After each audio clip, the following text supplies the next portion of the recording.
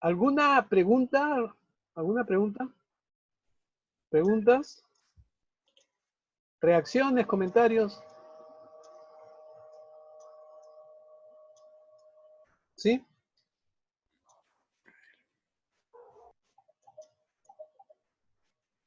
Pastor, una consulta. Sí, Carlos. Si para estudiar, por ejemplo, el pasaje de Jeremías 47, tendría que yo saber antes un poco sobre el contexto de Jeremías, ¿no? ¿Quién fue Jeremías y qué hizo Jeremías? Para un poco entender también qué es lo que quiere decir el texto o a dónde dirige su mensaje, ¿no? O eso no se ve todavía acá. Todo va a depender a qué es lo que deseas, qué es lo que quieres y qué importancia das a una importancia das a la palabra de Dios dentro de tu quehacer, de tu ministerio, porque esta palabra, así decimos en nuestras iglesias, no está vedada para nadie. Cualquiera que sepa leer, va a leer y va a tener una comprensión y un entendimiento. Pero ¿hasta dónde llega ese entendimiento, esa comprensión? ¿Qué es lo que comprende? No es que necesito saber todo lo que hemos dicho para leer el texto. Otra cosa es que a dónde quiero llegar, ¿no? Mi comprensión respecto a lo que desde los profetas quiere Dios para una sociedad como el pueblo de Israel, por ejemplo, en ese momento, que es para nuestros pueblos. O sea, depende de varios factores. Digo todo esto para no decir que tenemos que conducirnos desde nuestras pautas, es decir, desde una comprensión normalizada, objetiva, concreta de la palabra de Dios. Puedo hacerlo desde lo que mi iglesia propone, desde cómo me ha enseñado mi iglesia. Por ejemplo, ustedes saben que la iglesia es anterior a nosotros, porque nosotros venimos a la iglesia y nuestra iglesia ya tiene una comprensión, una forma de entender, de leer, de analizar, de interpretar, ¿no? Ahora, nuestras iglesias, por ejemplo, dicen, y eso dependiendo, es importante que los que van a ser pastores o pastoras estudien y hagan 4 años de seminario en el que se gradúen o que salgan como bachilleres para luego ser licenciados y recién los podemos ordenar. Hay iglesias donde no, hay iglesias donde tú recibes el llamado, tienes una presencia de Dios, conviertes a la gente, se ven los resultados y ya eres pastor, e incluso puedes tener una iglesia. Pero de la comprensión de la palabra va a depender lo que se entiende que el Señor les está diciendo al respecto, ¿no? Y entonces, se supone que no se necesita de una metodología lamentablemente, no entendiendo que de todas maneras tienen una metodología que no tiene método, por decirlo de alguna manera. No sé si he respondido a tu inquietud, Carlos, creo que me he extendido más, ¿no?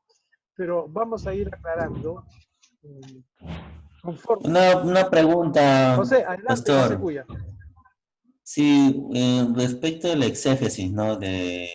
Respecto a cualquier tema de la Biblia, ¿no? En esta ocasión, como estamos hablando de Jeremías, mi pregunta es, ¿no? ¿Una exégesis tiene que ser pequeña, mediana o amplia? O dependiendo de la comprensión de la persona que empieza, se podría decir, a investigar, ¿no? Va a depender de la persona que investiga hasta dónde quiere llegar. Porque una primera lectura del texto le va a decir qué es su interés, o sea, va a fijarse en lo que va a ser de su interés y que tiene que ver con su experiencia y esa búsqueda de respuesta que tiene, y por eso es que lee la Biblia, ¿no? Pero si yo soy alguien que quiere hacer exégesis de todo el texto va a tener que ir lo más profundamente posible. Pero si va a responder una inquietud pastoral, por ejemplo, de repente bastará con la respuesta y entonces no necesitará ir más a fondo, pero teniendo en cuenta que hay más, por supuesto, para otras preguntas que se tiene sobre lo que está diciendo el texto mismo. Es decir, no es que para dar una respuesta sobre una pregunta en un texto necesito ampliar. Cuanto más amplio, mucho mejor, pero les digo que si yo amplío tanto como el texto puede dar, no va a acabar mi estudio, porque hay 2000 años de estudio del texto y yo puedo encontrar tanto estudio que se ha hecho sobre el texto que la bibliografía es muy amplia en realidad. Imagínense, nosotros no somos los primeros que analizamos este texto. En este mismo momento, por ejemplo, de los 7.000 millones de habitantes que hay en el planeta, ¿cuántos estarán leyendo este texto y estarán produciendo? ¿No? Que no sabemos, en diferentes idiomas, por supuesto. Entonces, va de nuestra inquietud, de nuestro interés, pero lo que sí tenemos que saber nosotros, estudiantes de la Biblia, con formación teológica y de seminario, que debemos aplicar una metodología. Y debemos estar claros en qué es el análisis exegético o los métodos exegéticos y la hermenéutica. ¿Otra pregunta, otra inquietud? Pastor Daniel. José Brisi, sí. Sí, en este caso entonces, para la interpretación del texto, de todas maneras nosotros vamos a leer muchos comentarios, ¿no? Comentarios y de eso nosotros mismos vamos a tener una perspectiva de cómo lo interpretan y nosotros mismos podemos sacar nuestros propios términos, ¿no? Eso también claro que sí, claro que sí. ¿Y por qué es que van a sacar sus propias conclusiones, en sus propios términos? Porque precisamente son los lentes marcados por nuestra experiencia cultural, de lengua, de educación, formación teológica, tradición eclesial, todo lo que nosotros somos, nos van a marcar.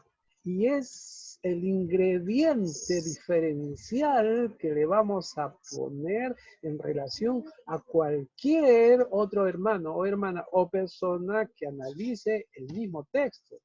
Es decir, ¿qué es lo que le vamos a poner? ¿De dónde lo vamos a mirar? Desde los diferentes lentes. Si nosotros tenemos, asumiendo, ¿no? Con esta figura que estamos poniendo acá de los lentes, ¿no es cierto?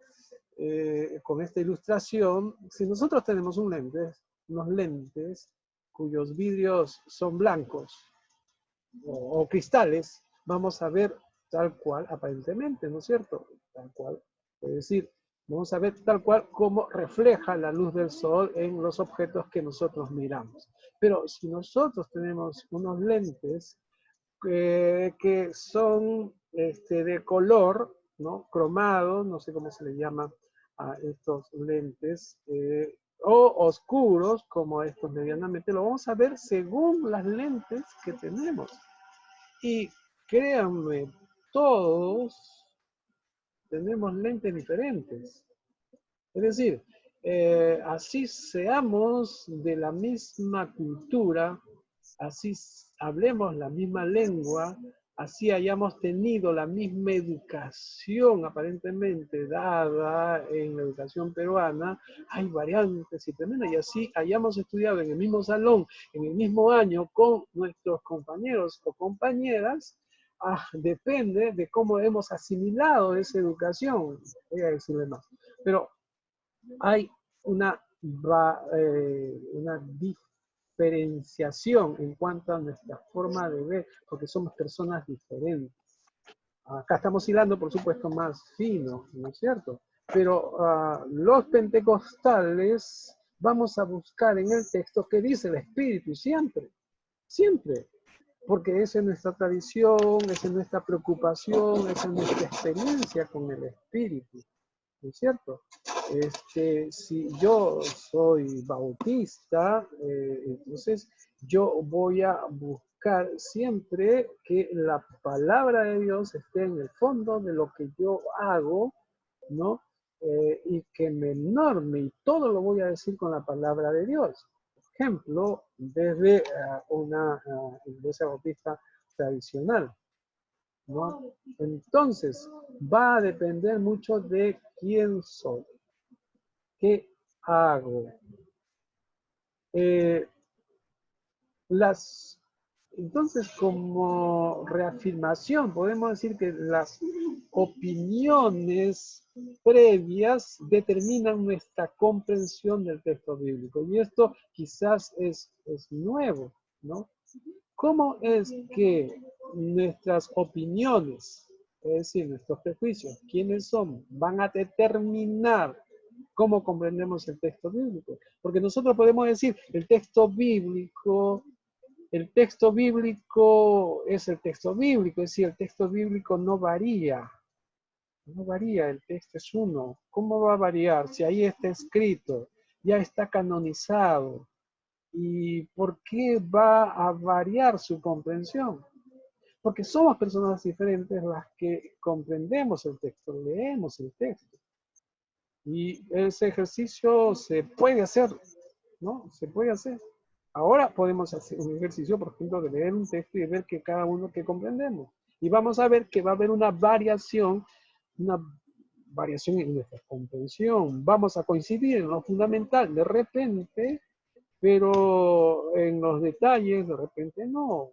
O podemos diferir incluso en lo que es fundamental para alguien y no para otro. Por eso es que la iglesia, que viene desde hace 2 siglos, ha ido entendiendo, comprendiendo los principios del cristianismo y los ha expresado en los principios doctrinales, que son los principios doctrinales que norman a nuestra iglesia y que son los principios básicos en que todo aquel que cree en una determinada iglesia o participa de una determinada iglesia entiende y defiende, ¿no es cierto? Y acepta, ¿no?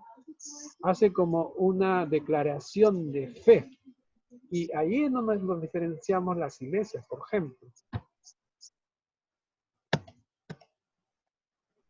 Hay un punto de partida y la interpretación siempre está marcada por los conceptos previos y siempre hay un punto de partida. El punto de partida somos nosotros, nuestra situación, nuestra comprensión. Antes de dirigirse directamente al texto, entonces, debemos examinar los prejuicios.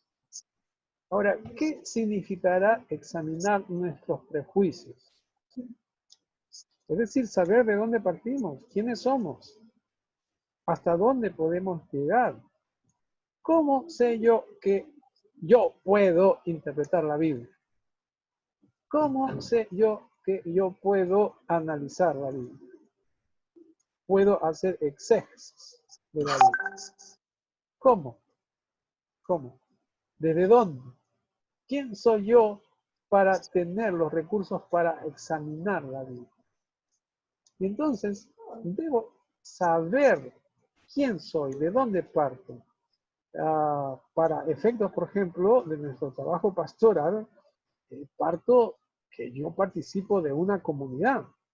¿Cuál es mi comunidad? ¿Cuál es mi iglesia? ¿Qué piensa mi iglesia? ¿Qué dice mi iglesia? Y si yo acepto todo lo que me dice mi iglesia, ¿hasta dónde voy yo? Sí, ¿hasta dónde no? ¿No? ¿Qué recursos utilizo para ir al texto? Entonces, fíjense ustedes, examinar los prejuicios. ¿Sí?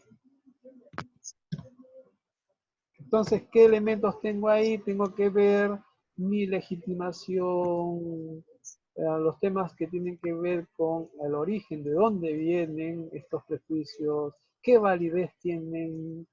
Por ejemplo, si yo veo, en cuanto a la validez, por ejemplo, en cuanto a la validez,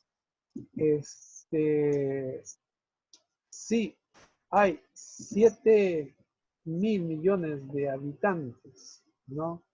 Y yo tengo una enseñanza que yo saco de la Biblia, que apenas lo aceptan 50 personas de 7.000 millones y nunca otros más asienten. Yo digo, algo está pasando. ¿Cómo, de dónde, cómo yo interpreto y qué validez tiene mi interpretación? Y ese es el principio, es un principio eclesial, que la Iglesia Católica lo ha establecido como norma, ¿no? ¿Quién interpreta la interpretación de la Biblia? Solamente la puede interpretar la Iglesia institucional. En este caso estamos hablando de la Iglesia Católica, ¿no? Pero lo que ha hecho la Iglesia Católica, que ha extremado este principio de validez, y ha establecido que todo lo que norma ya la Iglesia es así como se debe comprender el texto bíblico, ¿no? Pero la validez de la interpretación de la exégesis tiene que ver más que todo por cómo el Espíritu va hablando, va guiando en la comprensión del texto y en la aplicación para las diferentes situaciones que pone la vida y que la palabra de Dios trae bien, trae abundancia, trae confianza, perdona pecados, en fin, todo lo que hacemos en la iglesia, extiende el reino de Dios, en fin, ¿no? Entonces, es la comunidad. Entonces, todo aquello que va en esa línea, digamos así, nos está diciendo, tiene validez. Esto de la validez no vamos a ahondar mucho. Tiene que ver con nuestros estudios teológicos, vamos a comprender mejor, ¿no? Pero me estoy explayando ahí para precisarlo mejor, fundamentarlo mejor. Los prejuicios no nos pertenecen, pertenecemos a ellos. Pertenecemos, ¿por qué? Porque pertenecemos a una tradición histórica, cultural, que determina nuestro acercamiento al texto. No sé si quieren comentar esta afirmación. Esta afirmación que estamos haciendo aquí en la presentación, que los prejuicios no nos pertenecen, pertenecemos a ellos. ¿Por qué pertenecemos a ellos? Porque pertenecemos, somos parte inherente, irrenunciable a una tradición histórica, cultural. Y por lo tanto, esta tradición histórica, cultural determina nuestro acercamiento al texto. Pido comentarios entonces. ¿Qué les parece esta afirmación que estamos haciendo acá en esta diapositiva?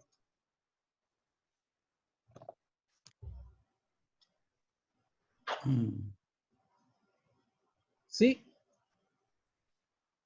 Creo que José Cuya quería hablar. Sí, estoy que lo leo. Que no lo entiendo muy bien esa parte. O sea, ¿a qué se refiere con prejuicios? A ver, Pastor Carlos. Daniel, Sí, Carlos. de repente para ejemplo, ¿no? Nuestra mirada de las cartas de Pablo en relación a la mujer, nuestra tradición histórica cultural es machista, ¿no? Y creemos que Pablo habla de esa manera, ¿no? Cuando en realidad tenemos que hacer una relectura de Pablo. Sin embargo, esos prejuicios son muy prevalentes, ¿no? No sé si está bien el ejemplo. Sí, sí, claro, claro. Nosotros entendemos, ¿qué entendemos? Entendemos lo que nuestra tradición nos ha puesto como verdadero, como real, como incuestionable. Y lo incuestionable es, por ejemplo, que en este caso específico, la mujer no puede tener un ministerio pastoral. Por lo tanto, la lectura que yo haga de todo texto va a ser desde esa mirada, la mujer. Y esa es la razón por la cual, por ejemplo, cuando en Romanos, en el capítulo 16, hablando de Febe, Y cuando se habla que ella era ministra, no se le traduce como ministra, sino se le traduce como servidora, ¿no? Es decir, como una servidora, como una diácona. Y para nada se puede decir, o se traduce de esa manera, porque los traductores son los intérpretes. Entonces, cuando uno va al texto hebreo, al texto griego, hablando en el Nuevo Testamento, ve que ese calificativo que se ha hecho para Febe, por ejemplo, es el mismo calificativo que se le hace para Pablo en otros momentos o de otros hombres que han servido como ministros. Pero claro, como se trata de mujer, no se traduce de esa manera, ¿no? ¿Por qué? Porque la tradición histórico-cultural forma parte ya de la persona que ha traducido y no puede traducir de otra manera. Otro ejemplo que ustedes conocen, que se los he repetido varias veces, creo, disculpen si tomo el ejemplo otra vez, es que en Génesis 1:26, por ejemplo, se traduce varón y hembra y no se traduce hombre y mujer. ¿Por qué? Porque en la comprensión del traductor, la mujer es menos que el hombre. Por lo tanto, no puede traducir mujer, sino hembra, porque la hembra está bajo el poder del hombre. ¿No es cierto? Porque esa es la connotación del lenguaje que se tiene en ese momento. O sea, es esa tradición histórica, cultural, la que de la cual nosotros formamos parte. Y yo no he pensado, yo no he analizado, no he hecho estudios al respecto, por ejemplo, en este caso del ejemplo que ponía Carlos, sino que ya yo pertenezco a ese entendimiento, a esa forma de ver las cosas, ¿no? Por lo tanto, pertenecemos a ello. El juicio que yo tengo sobre las cosas, grandes en general, ¿no? Me van a hacer como yo lea, como yo interprete, como yo vea. No sé si tienes preguntas, José Cuya.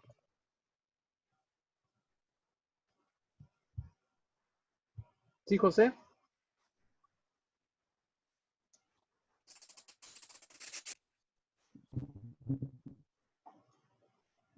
Sí, cuando tú dices que no entiendes.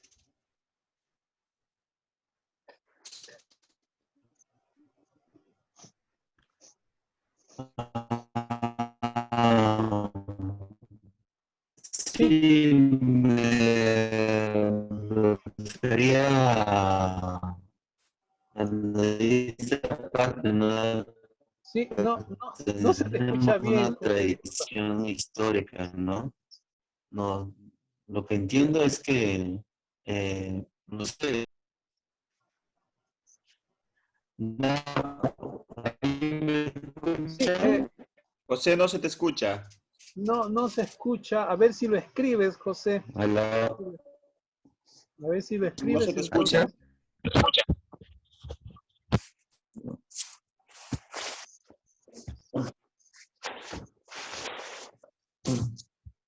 Si lo escribes está bien, entonces podemos leer ahí lo que dices. Pero bueno, la diapositiva o lo que estamos proponiendo ahora es que toda exégesis supone tener ya una forma de ver los textos. Y eso es inevitable. Es inevitable. Entonces, por eso es que siempre se dice lo siguiente. El no creyente no puede entender los textos, o el texto de la Biblia, ¿no? Si no conoce a Dios para la iglesia. ¿Por qué? Porque si no tiene lo que nosotros hemos visto como conversión, como un no convertido va a interpretar el texto bíblico, ¿no? Cristianamente. Eso es lo que decimos. Bien. Si no hay otra inquietud, vamos a redondear. ¿Sí? En el caso, por ejemplo, de Jeremías 47, tendría que yo tener ciertos principios, conocimientos de qué son los pueblos, cómo son qué significa destrucción y varios hechos que se dicen allí. Voy a seguir entonces.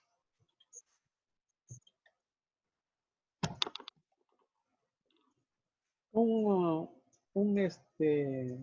hermeneuta, un filósofo, Gadamer, dice que el que quiere comprender un texto tiene que estar, en principio, dispuesto a dejarse decir algo por él. O sea, dispuesto a dejarse decir por el mismo texto. El mismo texto es el que habla. Por eso es que decimos que la palabra de Dios nos dice, la palabra de Dios nos habla. Y el creyente está dispuesto a dejarse decir de la Biblia. Pero ese dejarse decir de la Biblia está permeado por cómo yo entro al texto y cómo encuentro el sentido del texto. Esta es la condición exegética suprema, entonces. Es poner en suspenso los propios prejuicios y dejarse interpretar por el texto. Cuando nosotros leemos la palabra de Dios y decimos que la palabra de Dios nos habla, ¿qué es lo que estamos diciendo?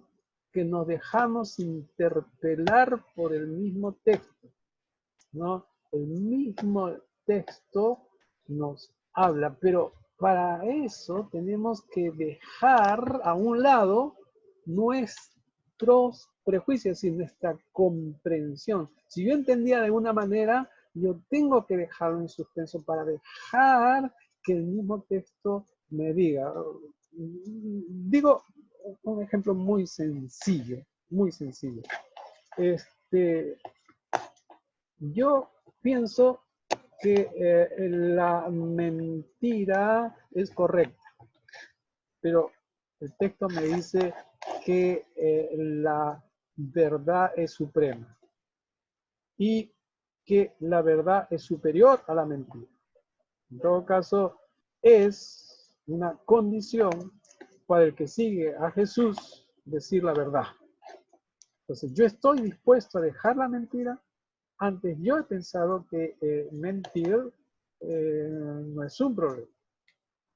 Pero la palabra, yo entiendo que el texto me está diciendo que no. Estoy dispuesto, dejo a un lado. Entonces, puedo incluso dejar en suspenso y puedo no solamente dejar de suspenso, sino quitarlo. Yo pensaba de una manera, ahora pienso de otra manera. Entonces, una condición exegética suprema es poner en suspenso los propios prejuicios y dejarse interpelar. Cuando yo digo interpelar, es dejarme descubrir y que yo cambie ante esa palabra, ese decir del texto, ¿no? Esa interpelación que yo debo corregir. Y entonces, para todo ello aparecieron los métodos. Y lo que hemos dicho, que vamos a presentar los métodos históricos críticos. Los métodos históricos críticos, entonces, fueron surgiendo a través de la historia. Hasta ahí es lo que nos ha llevado el estudio del exégesis y de la hermenéutica hasta nuestro tiempo. Pero ¿cómo se ha dado? Se dio con los métodos históricos críticos. Ya antes, por supuesto, para llegar a los métodos históricos críticos, ya se sometió el texto de la Biblia a un análisis, a un estudio, ¿no? Y entonces los métodos han surgido según el desarrollo del pensamiento crítico. Tres factores jugaron para que surja la exégesis crítica. Uno, la propuesta de René Descartes. Ustedes saben que René Descartes, o Descartes, como alguno lo pronuncia, que vivió en el siglo XVII, ¿no? Fundamentalmente,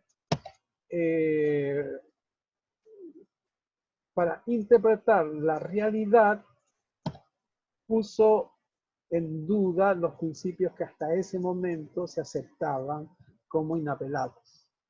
Y entonces, él tomó el principio de la filosofía y el conocimiento.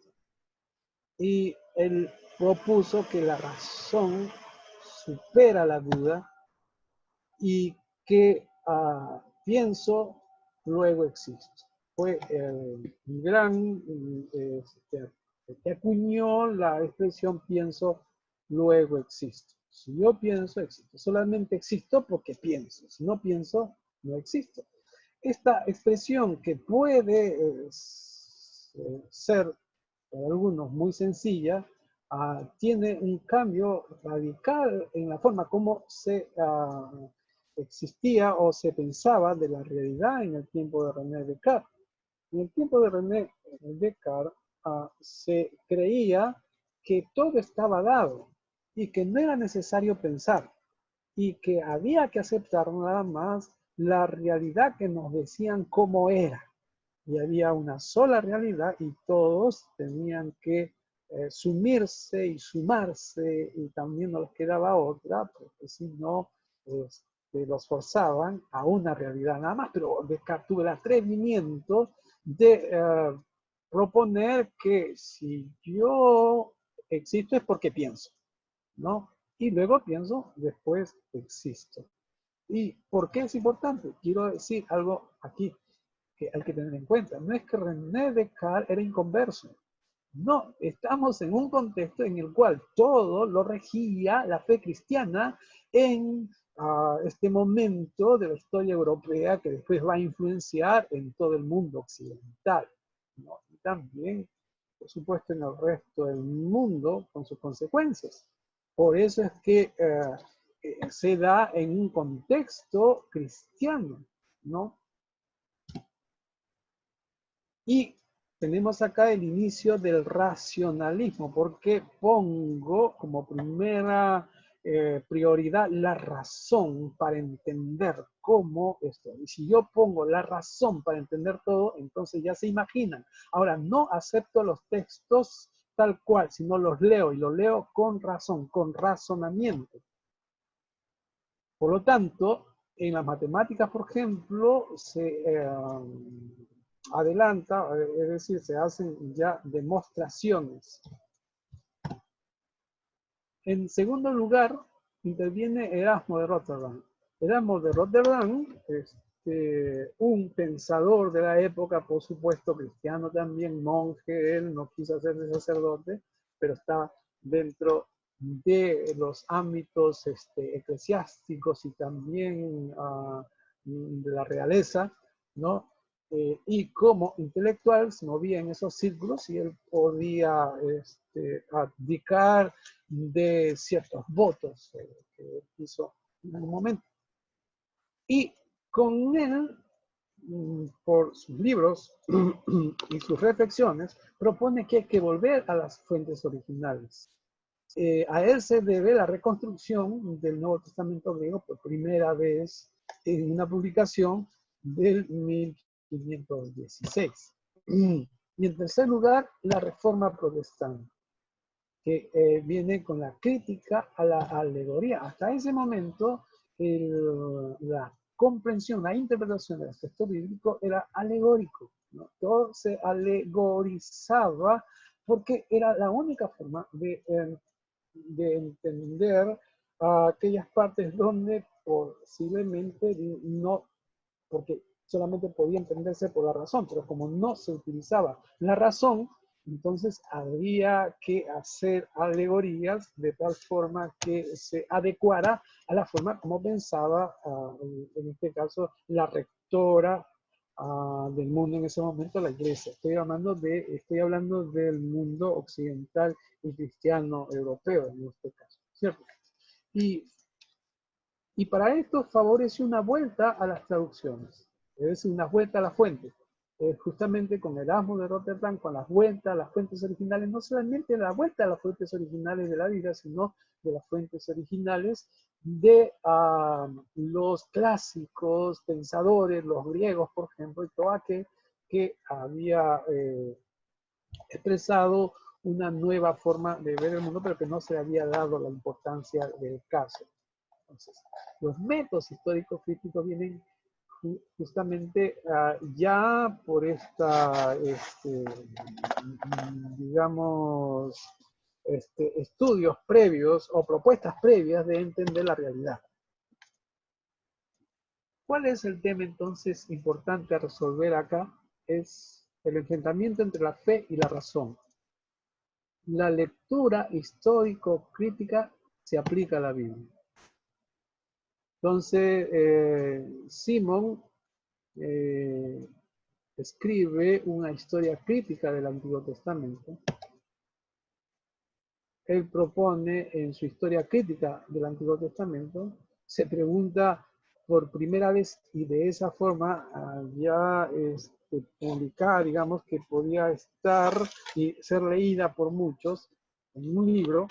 Moisés, autor del Pentateuco, hasta ese momento nunca se había dudado de que Moisés era el autor del Pentateuco. Simón lo escribió en su historia crítica del Antiguo Testamento. Por supuesto, no está escrito en castellano, ¿no? Hemos traducido el título. Propone que los textos han tenido corrección en el tiempo y que encuentra repeticiones y supresiones. Entonces, él fue el que se pregunta, por supuesto, recoge ya las preguntas que se hacían otros autores antes que Simón, sino que él los pone de esa manera y se le presta atención a este libro de Simón. Y Simón parte de los manuscritos más antiguos existentes para reconstruir el texto, ¿no? Propone que hay que partir de los textos más antiguos.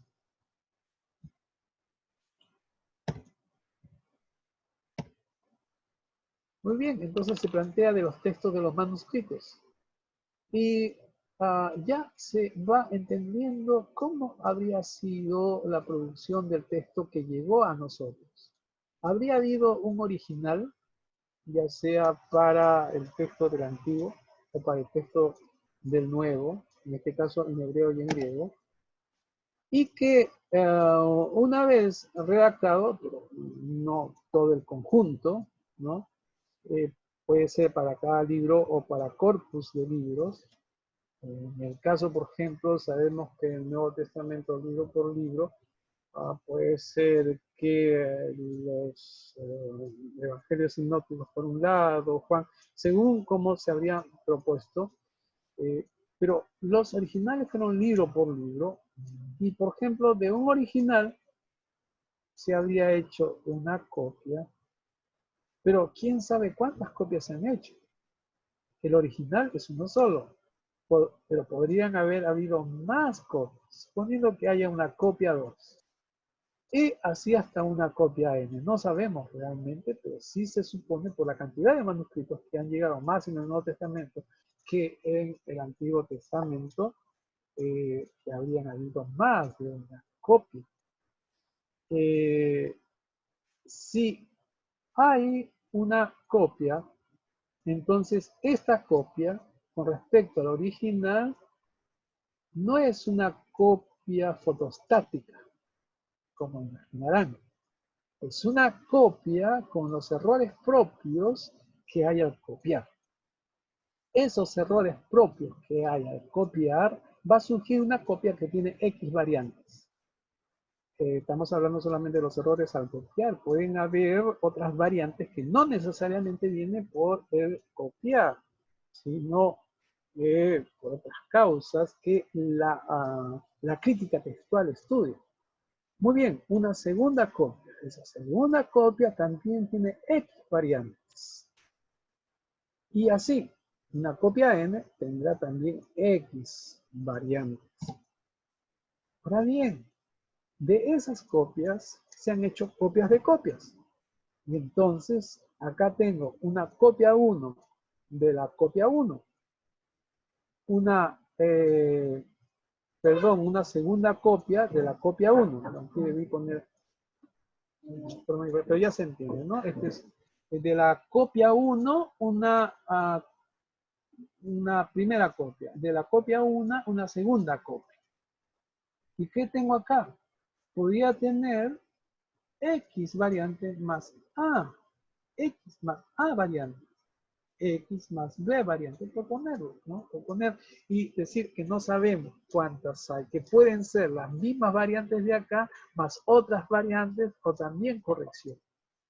Igual con la copia 2, acá solamente hemos puesto una copia de copia, que es una copia de la copia 2, con más variantes.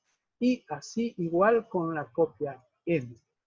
Entonces, fíjense ustedes cómo se va haciendo un árbol de copias. Un árbol de copias. Ahora, la copia 1 dará lugar a un árbol de copias que salen de la copia 1. La copia 2, un árbol de copias, un conjunto de copias que salen de la copia 2 y así también de la copia N.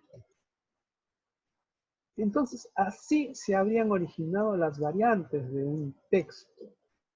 Ahora bien, esas variantes de un texto no hay forma de identificarlas.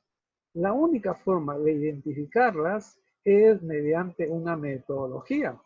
Y esa metodología de comparación de textos y ver esas variantes, pero comparando los textos y aplicando los principios de la crítica textual. Pero también aplicando el análisis literario. Se hace entonces necesario partir de un principio muy elemental para estudiar cualquier texto. Y entonces hay que delimitar el texto. No se puede estudiar todo de corrido, ¿no? Cuando hay un texto largo, ¿no? Hay que leer un texto largo, pero que tiene sentido, porque la Biblia tiene sentido. Hay que dividirlo en unidades coherentes, porque este es un libro, ya sabemos que tiene un sentido, ha pasado el escrutinio de los creyentes, de muchos que han leído, es una obra que no tenía los criterios de producción o de escribir, de concepción como los se tiene ahora. Ahora, por ejemplo, en la metodología de la investigación se propone bien cómo debería redactarse un texto para ser comprendido. Y en las normas y las reglas que hay para un ensayo, una monografía, una narración, en fin, tiene sus principios. En ese tiempo no, todo era de corrido, ¿no? Y lo que se obtuvo, ¿no? Fue el de dividir ese texto, ya sea el Antiguo o el Nuevo Testamento, y dividirlo por capítulos y versículos. Y la división por capítulos y versículos, en un primer momento, trató de responder a esta aclaración del texto para ver qué variantes podrían ver, sabiendo que habían otros textos también, o sea, otras copias de copias, ¿no? Vamos a terminar esto para después hacer un alto. Y así entonces en el siglo XIII, y ya lo hemos dicho varias veces, pero solamente para recalcarlo, la Biblia se dividió en capítulos por Stephen Lightstone. Y en el siglo XV se dividió en capítulos, versículos por Isaac Newton. Esto tiene que ver por publicaciones que ellos hicieron de las Biblias, ¿no es cierto? Por supuesto, hay ciertos detalles sobre cómo fue dividido, ¿no? Que nosotros lo podríamos ver, pero básicamente lo que queremos decir acá es que por esta razón se dividió, para estudiar mejor el texto.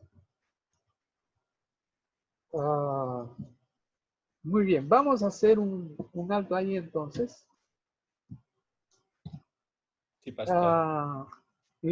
Para redondear nada más, los subtítulos en la Biblia no son parte del texto original, solamente eso es lo que siempre debemos tener en cuenta. Hoy día, por ejemplo, cuando leímos Jeremías 47, pedimos que no se lea el título, ¿no? Porque no es parte del texto. Los subtítulos entonces que vienen en nuestra Biblia en castellano no son parte del texto original y eso debe quedar claro. Sí, ¿alguien quería hacer una pregunta, un comentario? Voy a dejar la pantalla.